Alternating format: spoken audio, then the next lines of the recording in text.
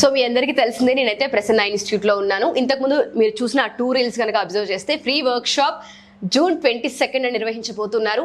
చాలా మందికి blouse stitch చేయడం వచ్చినప్పటికీ కూడా చిన్న చిన్న మిస్టేక్స్ కనిపిస్తూ ఉంటుంటాయి. అంటే ఆర్మ్ పార్ట్ జారుతూ ఉండడం, లేదంటే ముడతలు రావడం, లేదంటే ఇక్కడ భుజాల దగ్గర జారిపోతుంది, సరిగ్గా సెట్ అవ్వలేదని అన్న కంప్లైంట్స్ మీరు రెగ్యులర్గా వింటూనే ఉంటుంటారు. అటువంటి మిస్టేక్స్ ఓవర్కమ్ చేయాలి అనుకున్నా, లేదా కంప్లీట్ బ్లౌజ్ కటింగ్ మాకు రాదు బట్ ఇంట్రెస్ట్ ఉంది నేర్చుకోవాలనుకున్న వాళ్ళందరికీ కూడా ఈ జూన్ 22 మంచి నాలెడ్జ్ అండ్ దాంతోపాటు చిన్న చిన్న టెక్నిక్స్ నేర్చుకుని ఒక మంచి టైలర్ అయ్యే అవకాశం మీకు ఉంటూ ఉంటుంది.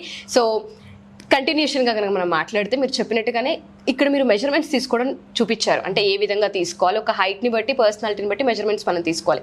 బట్ పేపర్ కటింగ్ వచ్చేసరికి అది ఏ విధంగా ఉంటుంది అంటారు? జనరల్గా మనం ఈ టేప్ సహాయంతో మెజర్మెంట్స్ తీసేసుకుంటాం. తీసుకున్న తర్వాత పేపర్ మీద డ్రాఫ్టింగ్ చేసిన తర్వాత ఆ పేపర్ ఎలా కనిపిస్తుంది అనేది ఇప్పుడు నేను చూపిస్తాను. కొన్ని శాంపిల్స్ ఉన్నాయి నా దగ్గర. ఇది బ్యాక్ పార్ట్ అనమాట. ఈ బ్యాక్ పార్ట్ అనేది ఓపెన్ చేస్తే ఇప్పుడు మనం ఏదైతే మెజర్మెంట్స్ తీసుకుంటామో ఆ ప్రకారమే మనం కట్ చేసి నీట్గా, అంటే డాట్ ఎక్కడ రావాలి, పాయింట్ ఎక్కడ రావాలి, ప్రతిదీ మనం మార్కింగ్ చేసుకుంటాం.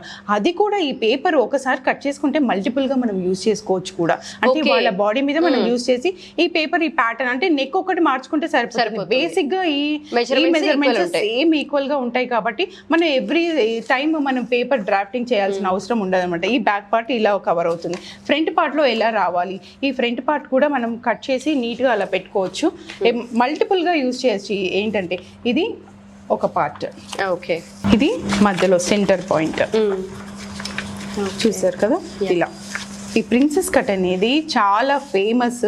కట్ చేసుకోవడం కూడా, నీట్గా స్టిచ్ చేయడం కూడా చాలా ఈజీ. కాకపోతే చిన్న టెక్నిక్స్ మనకు తెలిస్తే సరిపోతుంది. ఆ టెక్నిక్స్ ఏంటి అనేది మనం జూన్ 22 ఎవరైతే అటెండ్ అవుతారో వాళ్ళకి నేర్పిస్తాం అనమాట. సో మేడం చెప్పినట్టుగానే 15 సంవత్సరాలుగా స్టిచ్చింగ్ ఫీల్డ్ ఎవరైతే ఉన్నారో, అంటే పెద్ద పెద్ద సెలబ్రిటీస్తో వర్క్ చేసి వాళ్ళకి స్టిచ్ చేస్తూ బయట క్లాసెస్ నిర్వహిస్తున్న ఫ్యాకల్టీతోనే ఇక్కడ క్లాస్ తీసుకుంటుంటారు. ఆ వర్క్ షాప్ కూడా చిన్న చిన్న మిస్టేక్స్ ఉన్నాయి, మాకు బ్లౌజ్ కట్ చేయడం వచ్చు, లేదా బ్లౌజెస్ నేర్చుకోవాలని ఉంది, స్టిచ్చింగ్ లో ఎంటర్ అనుకునే వాళ్ళందరికీ కూడా ఇది ఒక అవేర్నెస్ క్లాస్. అండ్ దాంతోపాటు ఒక మంచి నాలెడ్జ్ని, ఎస్పెషల్లీ టెక్నిక్స్ ఏ విధంగా ఉంటాయని మీరు నోట్ చేసుకునే ఒక మంచి 6 hours క్లాస్ అనమాట. మీరు కనుక జాయిన్ అవ్వాలనుకుంటే, మీ ఇంట్లో మీరు ఒక మంచి టైలర్ అవ్వాలి అనుకున్నా డెఫినెట్గా ఈ క్లాస్కి అప్రోచ్ అవ్వచ్చు.